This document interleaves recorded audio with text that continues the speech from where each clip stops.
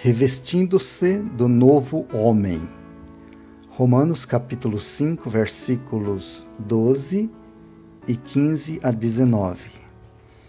Portanto, assim como por um só homem entrou o pecado no mundo, e pelo pecado a morte, assim também a morte passou a todos os homens, porquanto todos pecaram. Mas não é assim o dom gratuito como a ofensa, porque se pela ofensa de um morreram muitos, muito mais a graça de Deus e o dom pela graça de um só homem, Jesus Cristo, abundou para com muitos. Também não é assim o dom como a ofensa, que veio por um só que pecou, porque o juízo veio, na verdade, de uma só ofensa para condenação, mas o dom gratuito veio de muitas ofensas para justificação. Porque, se pela ofensa de um só a morte veio a reinar por esse, muito mais os que recebem a abundância da graça e do dom da justiça reinarão em vida por um só, Jesus Cristo. Portanto, assim como por uma só ofensa veio o juízo sobre todos os homens para condenação, assim também por um só ato de justiça veio a graça sobre todos os homens para justificação e vida. Porque, assim como pela desobediência de um só homem muitos foram constituídos pecadores, assim também pela obediência de um, muitos serão constituídos justos. Efésios capítulo 4, versos 13, 20 até 24.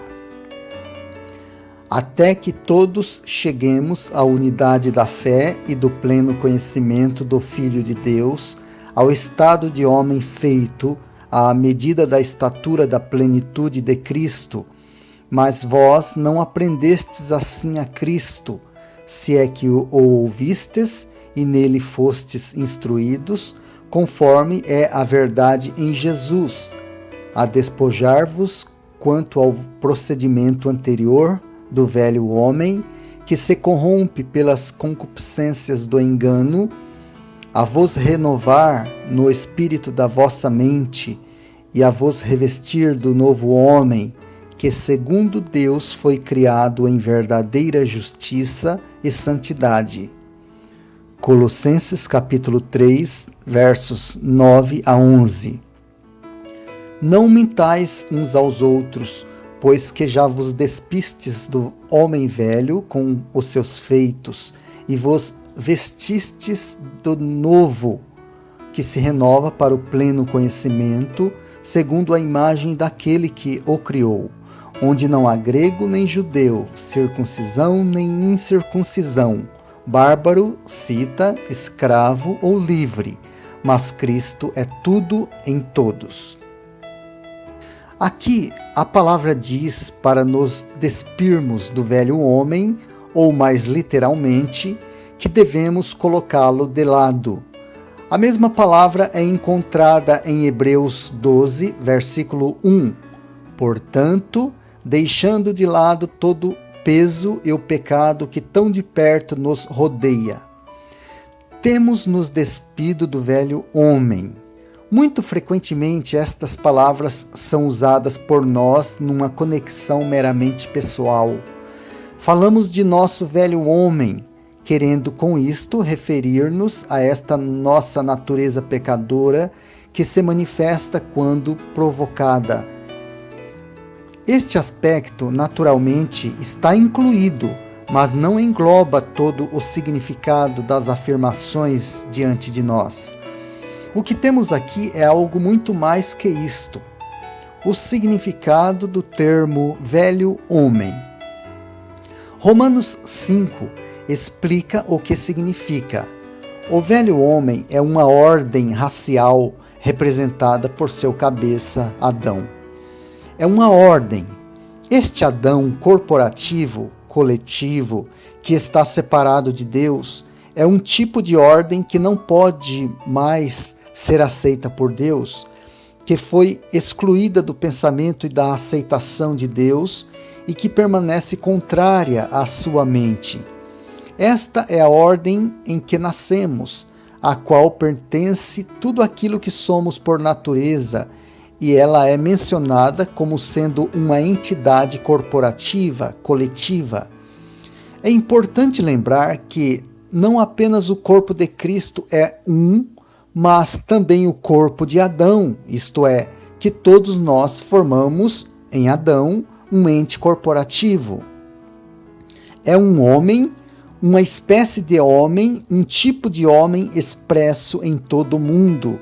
E nos é dito que fomos despidos dele, do velho homem, nós o colocamos de lado, o largamos.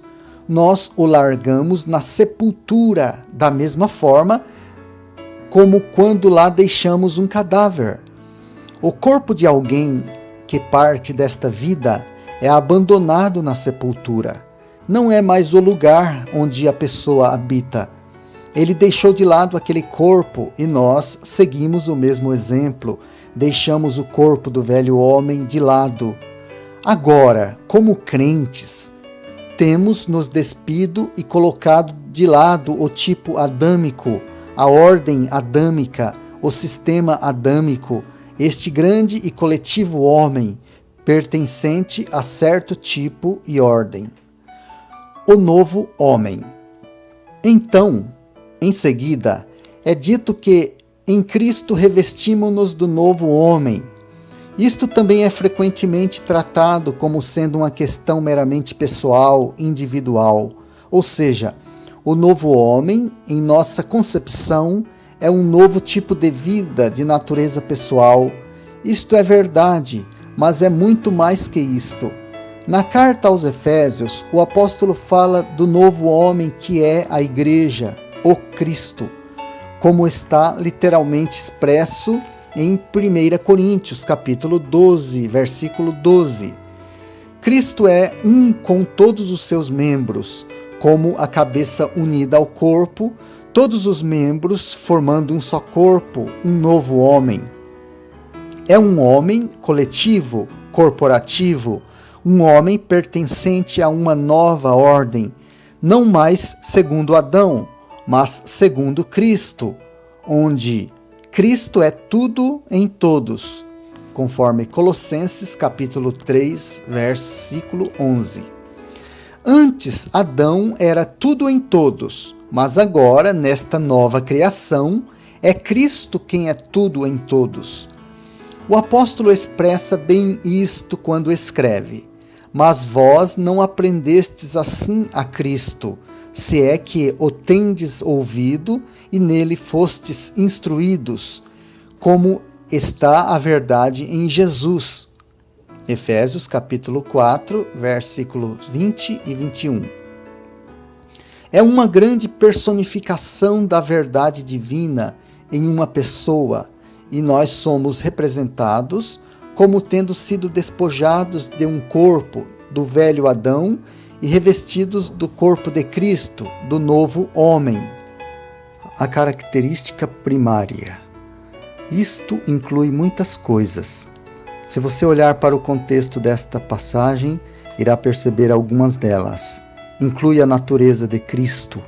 É por isto que, após falar do revestir-se do novo homem, o apóstolo segue quase que imediatamente com palavras tais como: sede, pois, imitadores de Deus como filhos amados, e andai em amor, como também Cristo. Efésios capítulo 5, versículos 1 e 2. O novo homem corporativo é a personificação do amor de Cristo. Esta é a primeira coisa. Este amor precisa ter uma expressão individual para que aquilo que se diz ser verdade sobre todo o corpo somente seja assim na medida em que também o seja em relação ao membro individual. Reconheçamos que, quando falamos da igreja ou do corpo de Cristo, ou fazemos uso deste título alternativo, o novo homem, estamos falando daquilo que é a personificação do amor de Cristo. E quando falamos que estamos nos revestindo ou já nos revestimos do novo homem, queremos dizer que temos nos revestido do amor de Cristo. Uma consciência corporativa. Então, este novo homem corporativo, coletivo, estando relacionado e interrelacionado desta maneira, representa uma vida de comunhão. Ela exige uma consciência corporativa, que é uma das coisas mais importantes. No propósito do Senhor, tudo depende desta vida corporativa. O próprio Senhor não pode alcançar o seu objetivo por meio de indivíduos. Nem você e nem eu jamais poderemos atingir este propósito final apenas como indivíduos. Embora seja verdade que Adão, o velho homem, é uma unidade corporativa, porém a consciência do velho homem não é uma consciência corporativa, ela é uma consciência independente, uma consciência de divisão. Precisamos ter uma consciência corporativa a fim de alcançarmos o propósito de Deus. Há muitos filhos queridos do Senhor que permanecem muito tempo num estado de imaturidade espiritual. Eles nunca crescem muito além da infância espiritual. Você pode conhecê-los há anos, porém você os encontra naquela mesma posição de criancinhas, tal como da primeira vez que os conheceu. Alguém vai dizer: é muito bom e apropriado ser uma criança do Senhor. Bem, tenhamos sempre um espírito de criança, procuremos sempre ser puro e simples diante do Senhor, porém, lembremos-nos de que há uma diferença entre infantilidade e infância. Há toda uma diferença entre manter a simplicidade, a pureza, a sinceridade, a docilidade da criança e permanecer com uma compreensão tardia, com dificuldade para captar e assimilar o alimento destinado aos de idade mais avançada.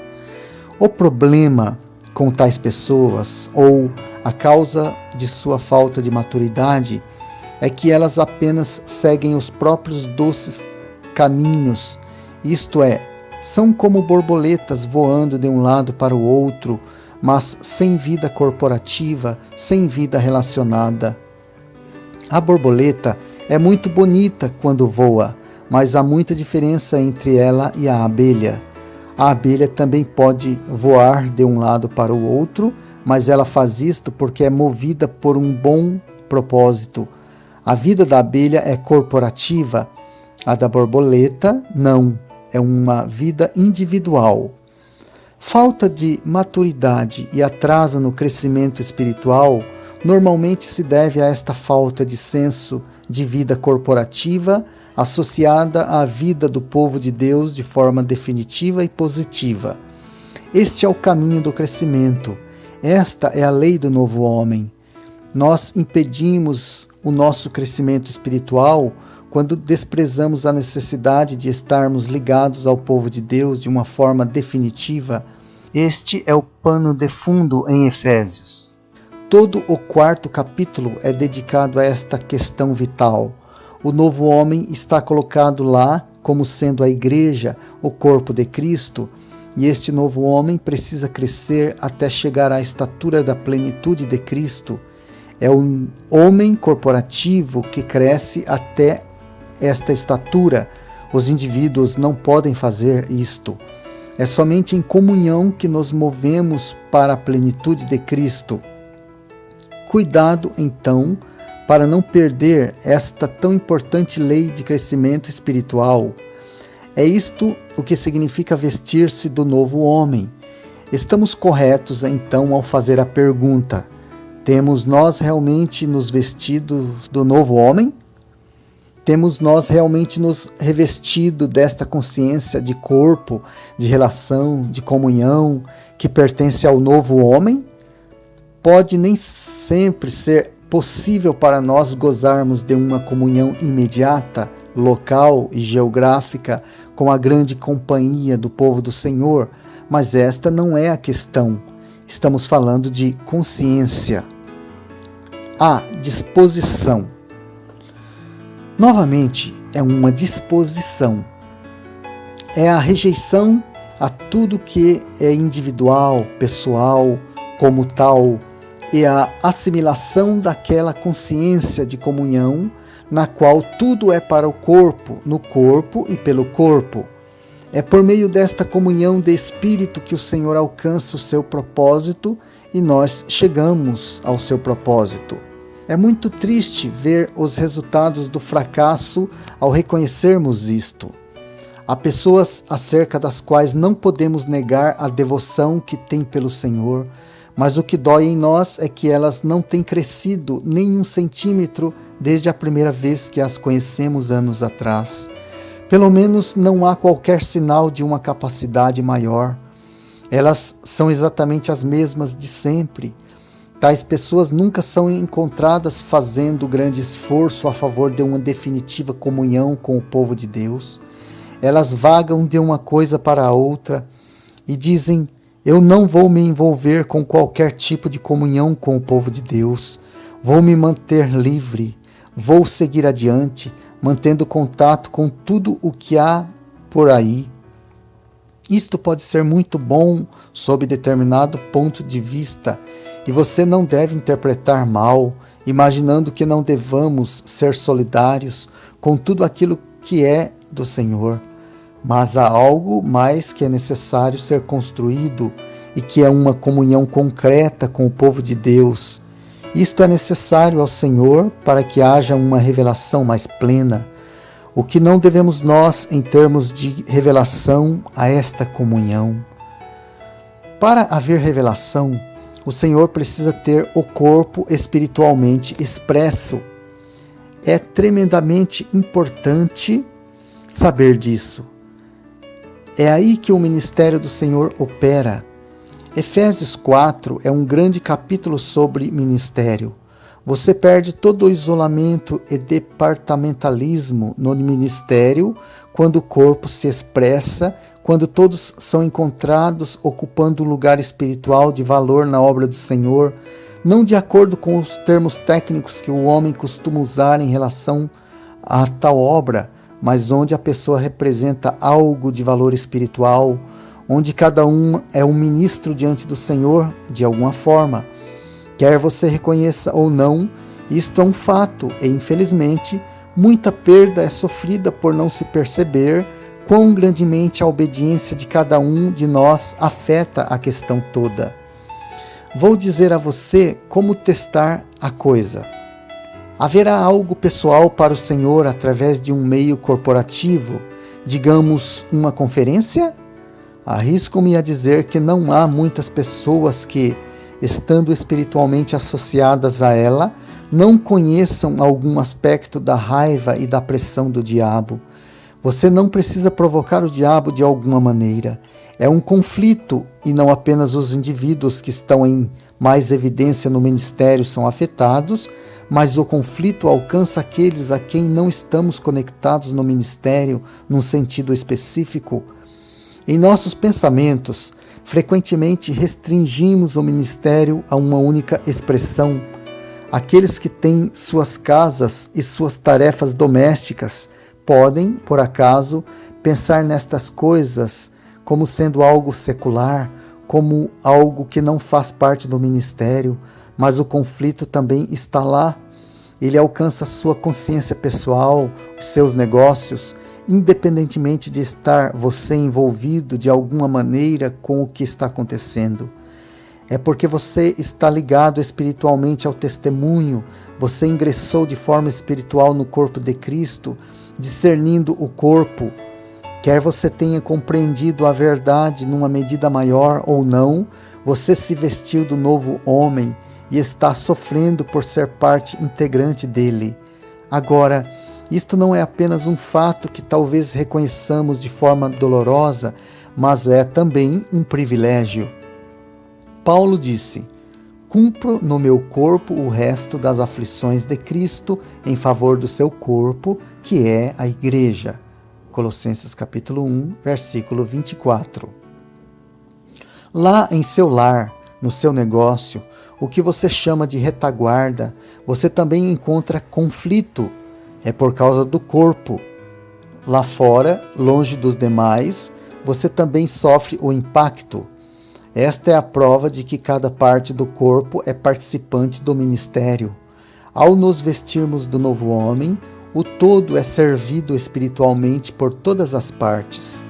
Embora o conflito nos envolva no custo, no sofrimento, isto também significa que temos alcançado a bênção, pois alguns membros não podem alcançar a bênção sem que todos os espiritualmente envolvidos também recebam o benefício. Se um membro sofre, todos os demais também sofrem. Se um membro se alegra, todos os demais também se alegram, pois, de alguma forma, irão também ser beneficiados. Deus procura um homem. Você verá que isto está mais intimamente relacionado ao que o Senhor está procurando trazer a nós nestes dias. Nós ainda estamos falando disto em termos muito genéricos, mas a apresentação da mente do Senhor deve estar muito clara para nós. É um homem que Deus procura. Este homem é representado pelo seu Filho e a Igreja é a expressão do seu corpo.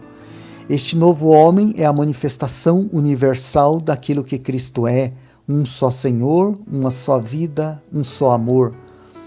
É importante, para que você não cometa um erro de interpretação, reconhecer que há uma diferença entre a palavra usada em Efésios e aquela que está em Colossenses. Em Efésios, lemos sobre o revestir-se do novo homem. Em Colossenses, lemos do vestir o novo homem. Em Efésios, a palavra kainos significa algo que não havia antes, algo completamente novo. Esta igreja não existia antes.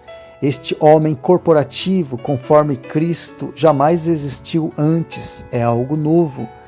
Em Colossenses, a outra palavra usada, a qual simplesmente significa fresco, não é necessariamente algo completamente novo.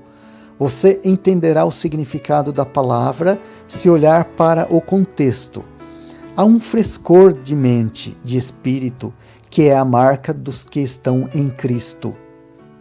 Mas a nossa palavra aqui tem a ver com a primeira, kainos, o novo homem, o homem que existia antes. Há um velho homem que existia e que precisa ir embora. Aqui temos outro homem que não existia antes e que precisa ser colocado. Este novo homem é segundo Deus. Isto nos leva de volta à meditação anterior, em Deus pensando seus pensamentos, desejando seus desejos e tendo as suas vontades. Tudo isto expressando a sua própria natureza e tudo focado num ser criado chamado homem, que segundo Deus foi criado. Efésios capítulo 4, versículo 24. Esta é uma expressão maravilhosa. Agora, aqui está um novo homem que é segundo Deus, criado em justiça. O Senhor nos ensina mais claramente o significado de aprender Cristo.